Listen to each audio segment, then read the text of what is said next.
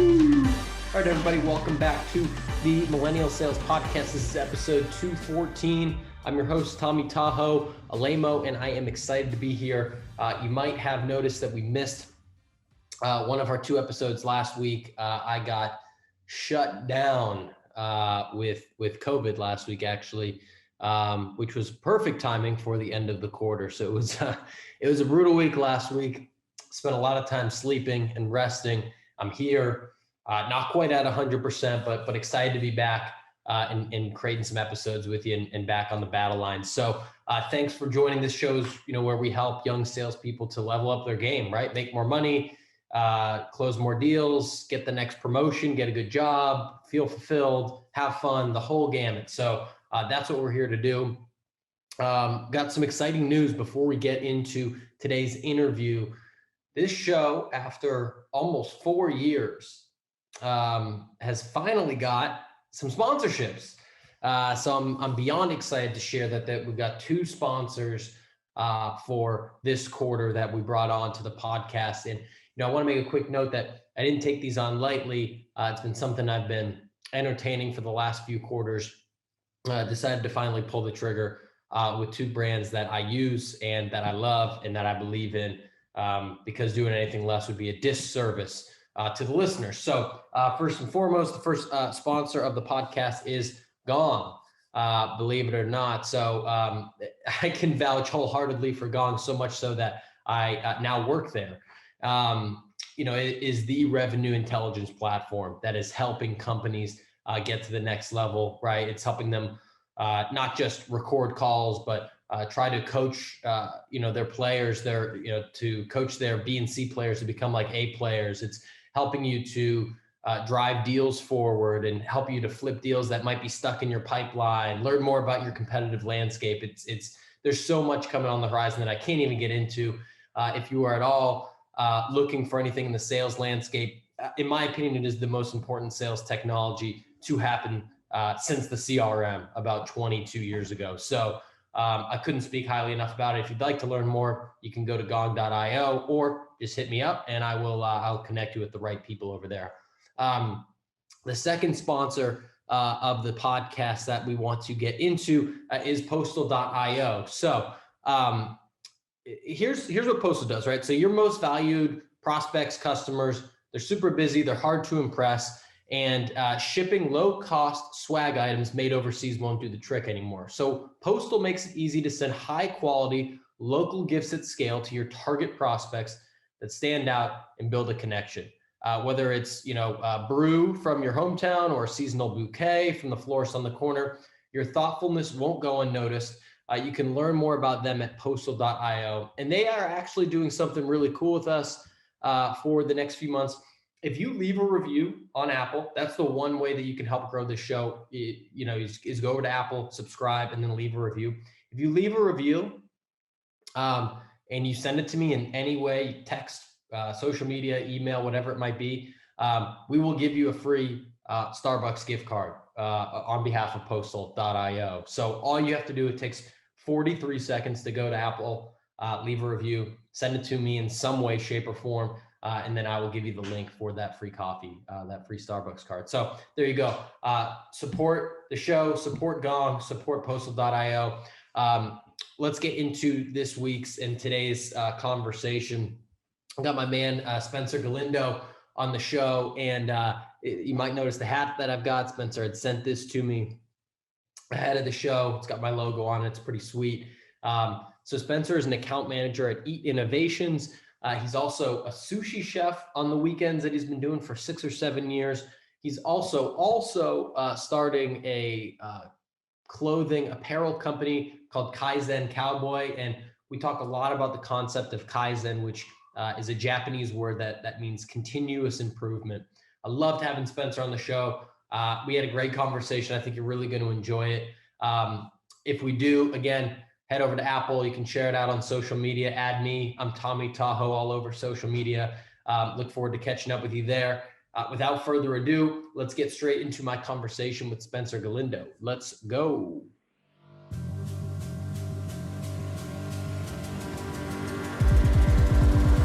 All right, Spencer Galindo, good evening. Welcome to Millennial Sales, man. How you doing? I'm doing wonderful. Happy to be here. I'm excited.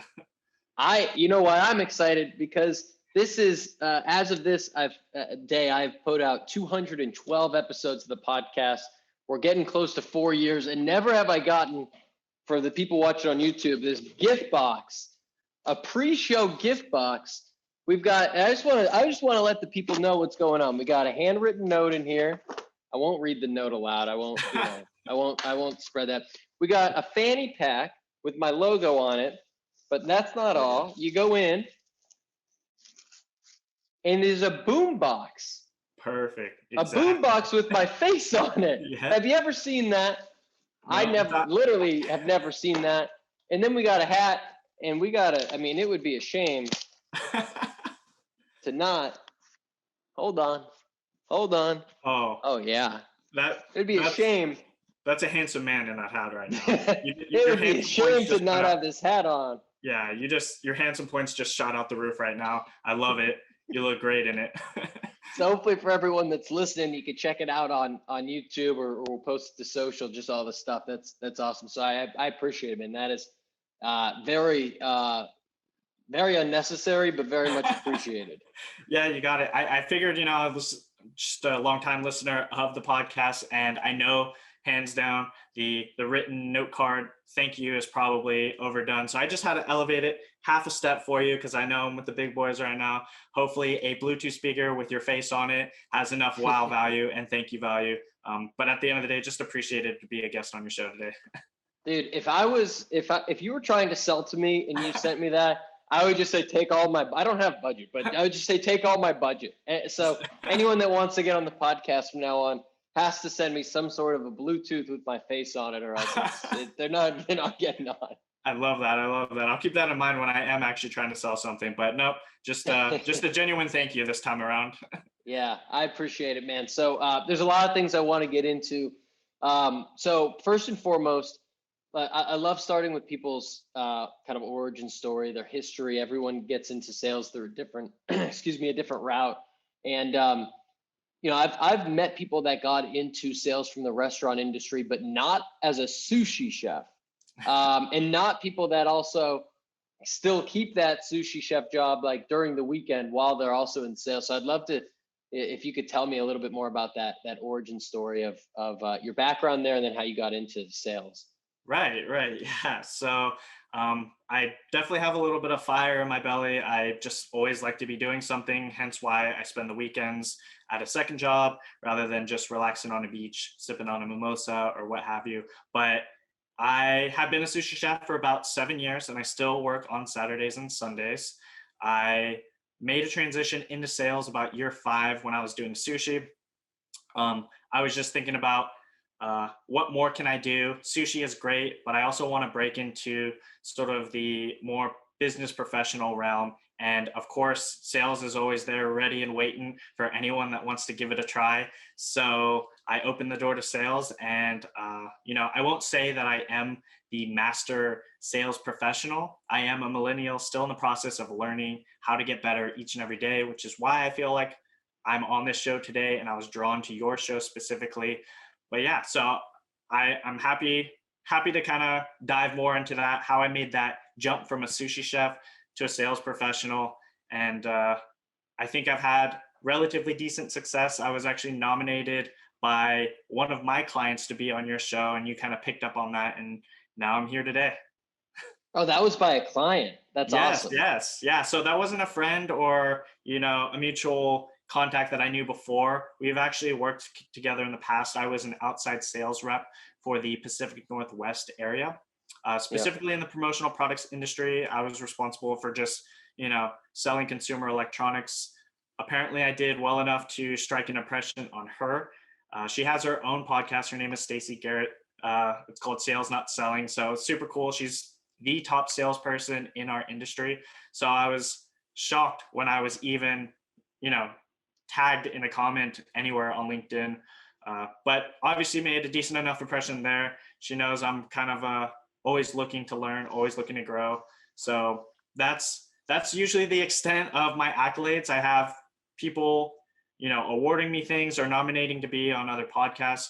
But I want to circle back. I definitely don't want to say I'm that top tier salesman pulling in, hunting whales kind of style thing, but always open to learn. And hopefully I can influence others to make that jump from either the restaurant industry, a sushi chef position, and get into something more business professional if it's something they want to do at the end of the day. What do you think Stacy saw in you, in your experience, that made her want to comment? Because that post blew up. I gotta say, not like I was expecting it to. And hundreds of people commented, and most of them were managers commenting on their people commenting about their friends, people saying themselves. So there weren't many people that said clients or they, people that had sold to them. So I'm curious why you think she said that. Right. So previous to that, we were just talking, when she was my client, we were just doing your normal sales cycle stuff, emailing back and forth. I was always really prompt on my responses and just extremely professional through and through. Didn't think that would make that big of an impression because there's a lot of people out there like that. It wasn't until I flew out to the Pacific Northwest in Oregon and met with her in person. And we hit it off immediately. I don't know what it was, but I was just genuinely myself. I think she saw I was just not really trying to sell her. And I was there only to show her cool stuff. I had the cool stuff. I just wanted to show her that this is going to make your life a tad bit better. And she saw, I didn't leave with any sort of jab or hook or saying you need to buy this. I just said, here's the cool stuff, really. If you want it, cool. If you don't, no problem at all. And we just stayed connected ever since. And I think, ever since that moment that we met in person, I think we've just always hit it off and stayed in contact. And she felt like my presentation was good enough to at least make it on this show or, continuously network with other people. So it's been a cool experience with Stacy. She's, again, the top salesperson in the promo industry. So I was really shocked when she even mentioned my name. But yeah, strong relationship there with Stacy. Shout out to Stacy. Shout out to Stacy. Yep. That's awesome. So tell me more about being a sushi chef and why is it that you still do it on the weekends, right? It sounds like you do it every weekend. So why is that? Why have you continued? Right.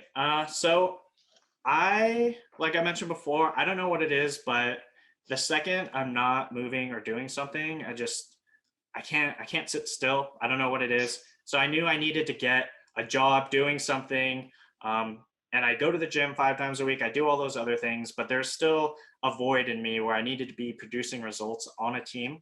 And there's no better way to do that than at the sushi bar. You have a group of 5 guys that are in the trenches with you. As soon as those doors open, you're cranking out orders, you're sweating through your sushi hat, you're sweating through your sushi uniform, which sounds like hell on your days off. But that moment when you clock off is what I really do it for. And there's something like you get like a high, I don't know how to explain. I'm sure maybe some people can identify with, but there's a high as soon as I clean my knives, I put them back in my knife box and I walk out those doors drenched in sweat. And I feel so freaking good just knowing that I produced. I was down for my team. I held my own and I'm back in the car. And I always just sit in my car after a shift, close my eyes and say like, damn, this feels good. I can do this for a really long time. I say that now, but who knows when I'm 60 if my body will still allow me to do that. But simply put, it's just that feeling at the end of each shift. It's not necessarily being under an enormous amount of stress during a restaurant day or behind the sushi bar. But that's one of the many reasons why I stay going to the sushi bar. And the amount that I learned from working with those guys that are literally from Japan, so they have a completely different way of thinking of things. Another angle of why I want to go there every day, learn what I can from these master sushi chefs, and hopefully take that and bridge it into the sales world any way I can. Yeah. And have you seen the documentary? This is probably the most amateur question ever.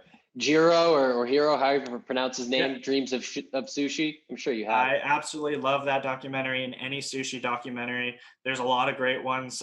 But you can see the amount of work that goes into each day for about like 4 hours of actual business. He's there all day preparing. You see how hard he is on all of his staff.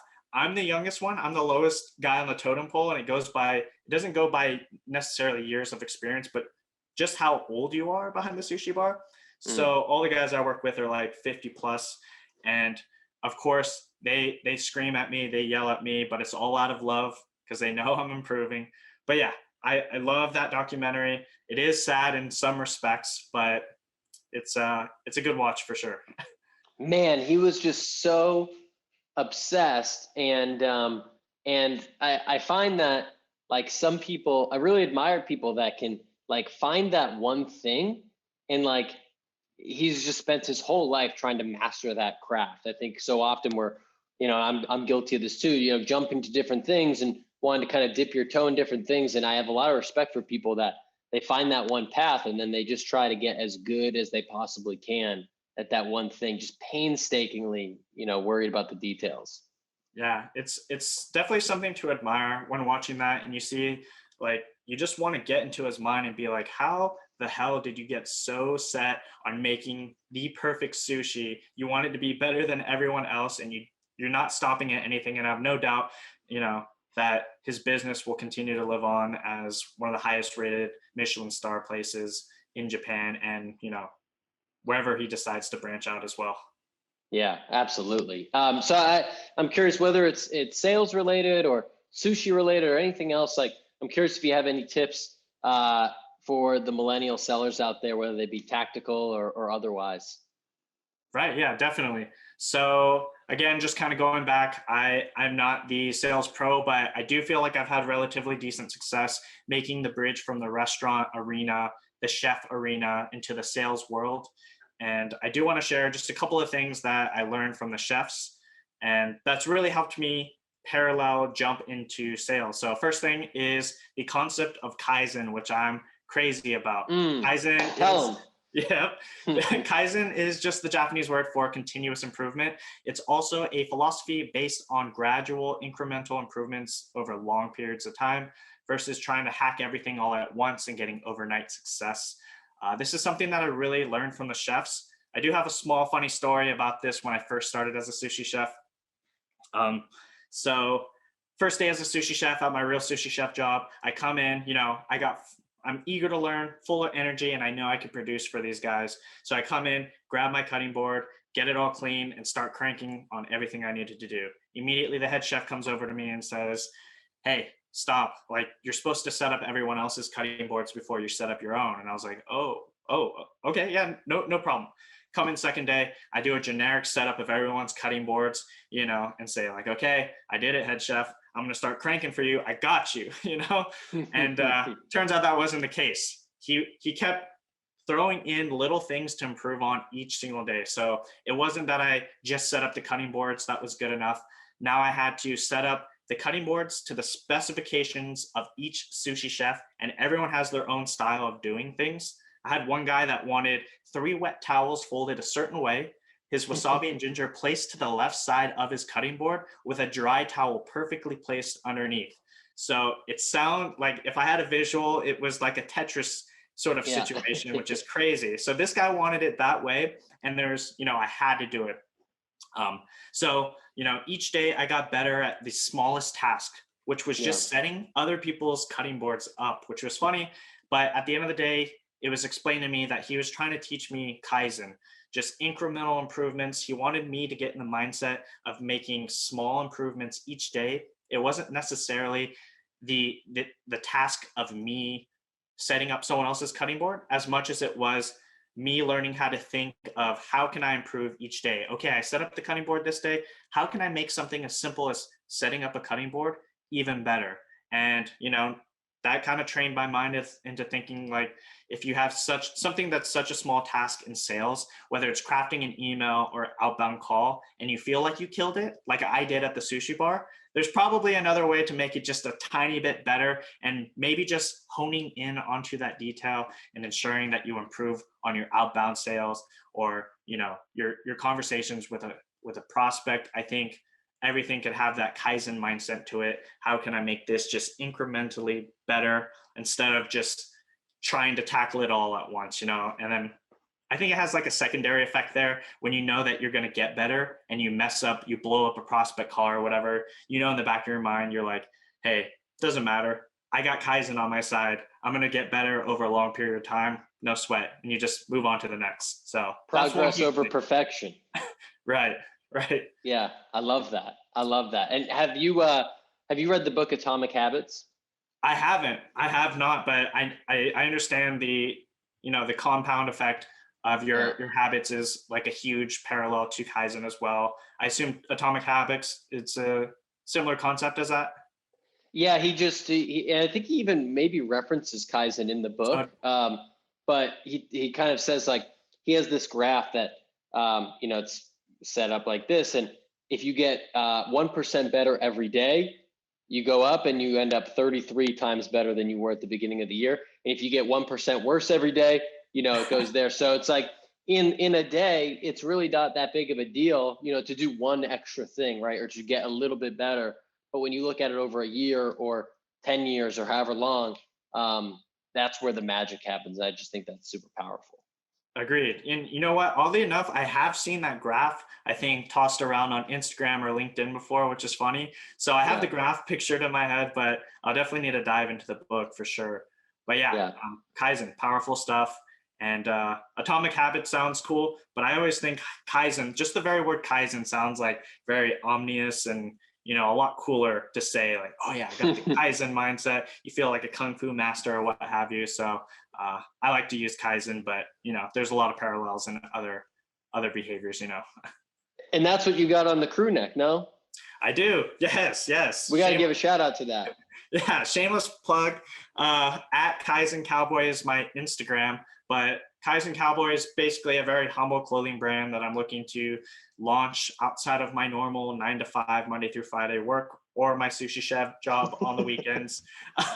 It's kind of like a subset side hustle of my side hustle kind of thing. But at the end of the day, I just want cool vintage inspired goods that are built to last, are comfortable, and are extremely affordable with a cool message like Kaizen, focused on your mindset. I always envied those clothing brands which are vintage inspired. You see the Metallica tees and stuff like that. And if you're not into Metallica, you kind of feel like a poser for wearing it. So I'm like, damn, I wish I could wear those tees and look cool. And, for all those that aren't into the band tees, you can now. Kaizen Cowboy has that same style, that look, that feel, except it's more business professional centered. So hopefully we can get that launched soon here. I love it. Make sure to give him a follow. We've gone kind of all over the map from sales to sushi to Kaizen to everything else. Was there anything else? Was any other tips or thoughts that you had, before we close up in the next few minutes? Absolutely. Yeah. So again, just circling back to anyone from the restaurant industry that is looking to make that jump, that bridge to sales. I know that I personally at the sushi bar have people asking me all the time, whether it's a chef, a server, a host that's been there for about 10 years at the restaurant saying like, man, I don't know how to do this. Like, how did you even make that jump? I have no sales experience. And I always argue, yes, you absolutely do. I think you're probably not seeing that. So, there's a lot of alignment within the sales process from the restaurant. For example, in my experience as a sushi chef, there's always a stream of problems that come up, whether it's bad fish coming in from Japan, a key member of the staff calling out, or you slice your finger open minutes before opening, which does happen, and I always get embarrassed. But look at the alignment with the sales process, right? You spend a lot of time preparing for a 30-minute Zoom interview, and there's still a stream of issues that can come up, right? Bad internet connection, you spill coffee on your keyboard minutes before you sort of log on, or meetings canceled. I think at the core of both of those situations is, are you mastering that adversity? And as long as you master the adversity in both channels, I think you will do relatively decent in sales, and it'll be easy to bridge it once you kind of think in those terms. It's just about mastering that adversity versus having the literal sales experience. I think you'll start to pick up on that as you go, especially if you listen to podcasts such as the Millennial Sales Podcast. Woo! Hey, I got to get you on the marketing team here, man. Start promoting this thing. But yeah, so that was just my ending thoughts there. But but yeah, so again, happy to kind of share my thoughts here. Honored that I would even be nominated to come on the show. And outside of this show, I will continue to be an avid listener. I really love what you got going, Tom. I appreciate it. Last question for you before, and then we'll kind of re-say where folks can connect with you. Any other books? I'm a big book guy. Any other books that you gift to people, you reread, that's changed your life, that's had a major impact on you? Anything like that comes to mind? Right. So there's a lot of classics out there that I think are repeated. And it's funny because I do have a book club that I'm in with about 3 other guys, and we just try and add new books here and there. But I think the one that I'm on right now that I really like, that's not as sales related, but is still relevant in the world, is Competing in the Age of AI. That's the name of the book. I'll have to double check on the author, but it's really just basically about how you set yourself up to basically compete against all of these developing technologies. Where do you fit in the sales process? Where do you fit in life when so much of what we're going to be doing is automated? I think it's really important to start playing with that question in your head. And this book really kind of develops that question in your head. And it's good. It's going to happen. There's going to be a lot of automation that replaces our jobs. So I think it's up to us to really start planning, thinking about that question, rather than just arriving at that date and being like, oh shoot, it really did happen. What do I do now, kind of thing. So I just am afraid of being in that situation, which has propelled me to read this book. But yeah, that's one book that I really do like. But there's tons, so. Nice. I have not heard of that one, so I'll have to check that one out. Awesome. Yeah, definitely. Cool. Well, Spencer, I appreciate the time, man. This is great. I think people are going to get a lot of value. And if they do and they want to connect with you, maybe just one more time, obviously the Instagram handle, but if there's anywhere else that folks can reach out to you, LinkedIn or email or anywhere else. Right. Yeah. So LinkedIn is just my first and last name, Spencer Galindo, last name Galindo, Galindo, but mostly Kaizen Cowboy on Instagram. That's where the cooler stuff is. My less professional side, that's Kaizen Cowboy, one word, KAIZENCOWBOY at Kaizen Cowboy. Again, the cooler stuff. In case you're not always into the LinkedIn professional side of things, we could flip there and have a conversation. Awesome, man. I appreciate you coming on, Spencer. Yeah, you got it, Tom. Thank you again for having me. I appreciate it. Yes, sir. All right. Thanks for checking out that episode. Happy April, happy Q2 to everyone out there that's getting after it. Again, this podcast was brought to you by gong.io and postal.io. So great way to support me is to support our sponsors. Again, if you leave a review on Apple, I will send you a free Starbucks gift card, courtesy of Postal. So shout out to the sponsors. Shout out to the guests today. Enjoy your day. Let's get after it. See you next time. Peace.